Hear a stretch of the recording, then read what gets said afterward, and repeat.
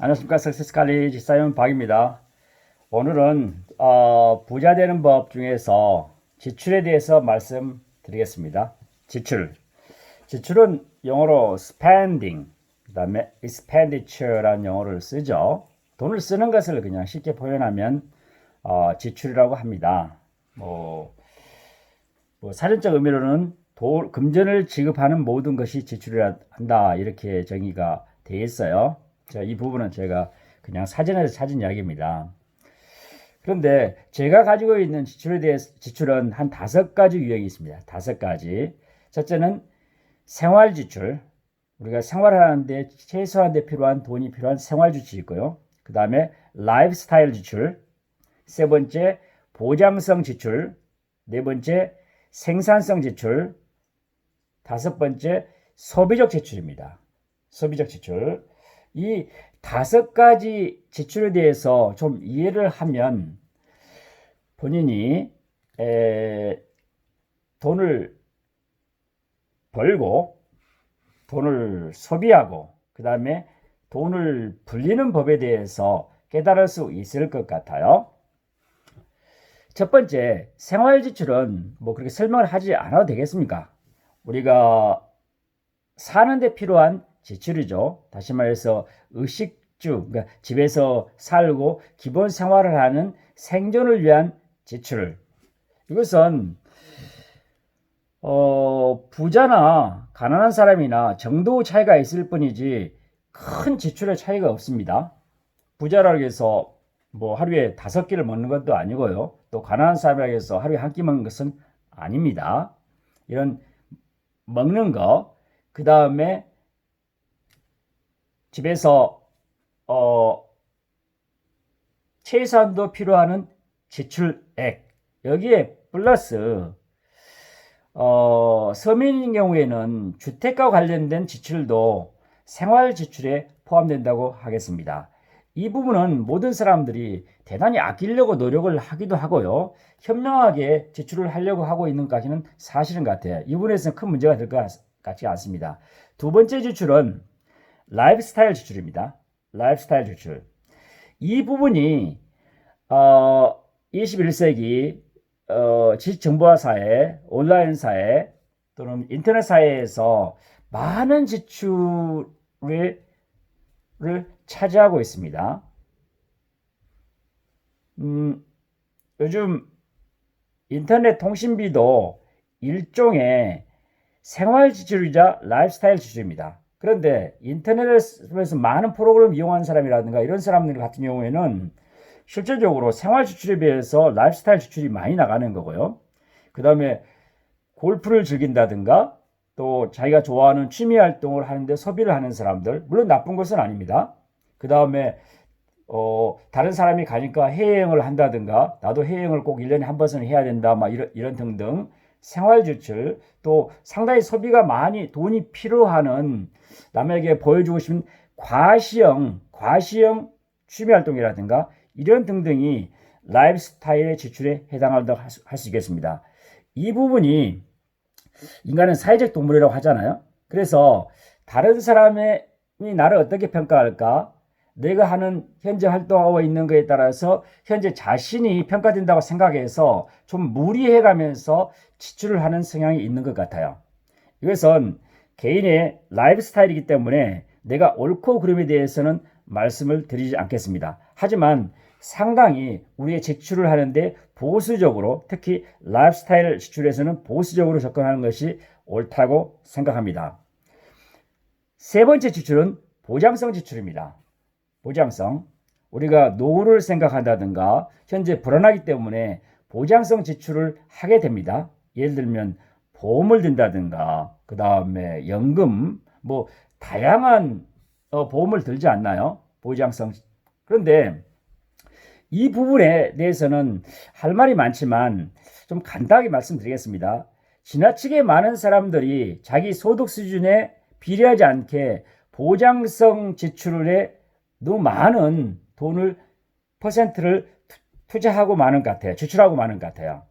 이 부분은 지나치게 보험이라든가 연금 이런 등등에 지출을 하다 보면 현재 생활이 각박해지고 행복하지 않을 뿐만 아니라 그 보장성 지출이 자기 노후라든가 이거를 실제적으로 보장해줄 수 있느냐, 이거에 대해서는 한번 의구심을 가질 필요가 있습니다.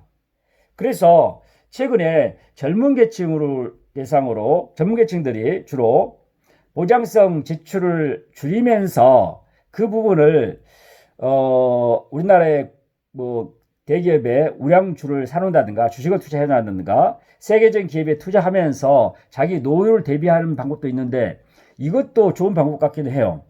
지나치게 기존에 있는 보험이라든가 연금 등등에 의존하지 말고 본인이 직접 우량기업, 예를 들면 삼성전자 같은 이런 뭐 기업에 투자를 해 놓는 것이 보장성 지출보다는 훨씬 더 노후를 대비하는 현명한 방법이지 않나, 이런 생각을 해보기도 합니다.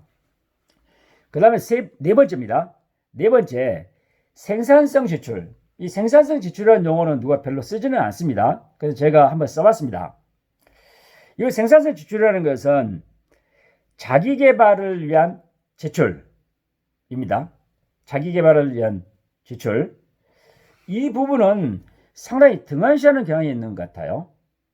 예를 들면 자기 현재뿐만 아니라 자기 5년 후에 10년 후에 자기가 어떤 자리에 갈 건지, 자기가 그 자리를 목표를 설정하고 나서 가기 위해서 노력하는 것. 예를 들면 어학 공부를 한다든가 서점에 가서 책을 사서 책을 읽는다든가, 이것은 일종의 생산성 지출이에요.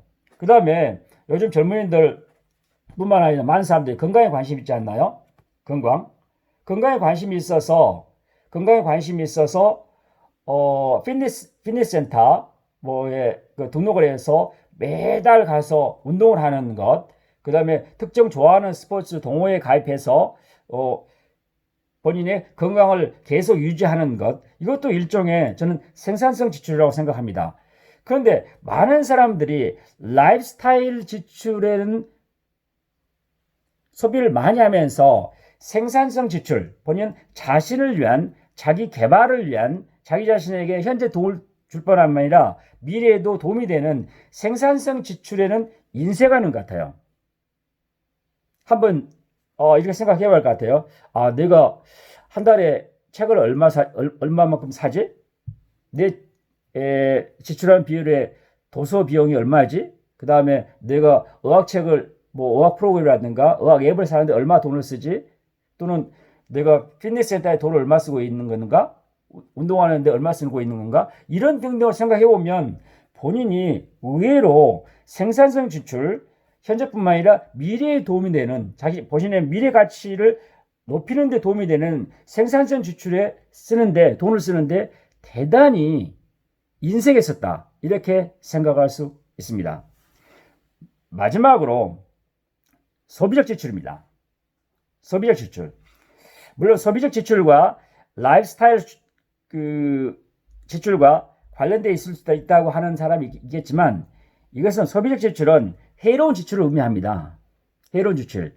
게임방에서 게임하는 것, 술 마시는 것, 술 마시는데 돈 쓰는 것, 그 다음에 뭐죠? 담배 피는 거 있잖아요. 이것도 소비적 지출에 해당합니다. 그런데 소비적 지출은 의외로 중독성이 있어서 본인이 그 지출을 끊고 싶어도 끊을 수가 없어요. 또 소비적 지출이 많은 사람들 특징 중에 하나가 저소득층인데, 저소득층은 이런 변론을 합니다. 이런 변명을 합니다. 나 별로 인생 재미없어. 그러니까 나 이렇게 살 거야. 인생 그냥 별거 있어? 하면서 소비적 지출을 당연시하면서 습관화된 사람이 있어요. 이런 사람은 영원히 가난해서 살 수밖에 없어요. 근데 주변에 그런 사람이 의외로 많은 것 같아요. 안타깝습니다. 여러분, 오늘 제가 지출의 5가지에 대해서 말씀드렸습니다.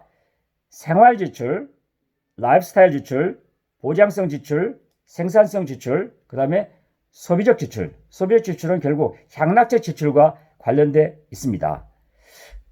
돈, 많은 사람들이 다 벌고 있습니다. 그런데 어떻게 소비하냐에 따라서 어떻게 지출하에 따라서, 그 다음에 어떻게 그 돈을 투자한다든가 늘리는 거에 따라서 본인의 본인의 경제적 자유로움, 재정적인 자유로움이 결정된다고 생각합니다. 여러분, 현명한 지출합시다. See you at the top. 정상에서 뵙겠습니다. 사이먼 박이었습니다. 감사합니다.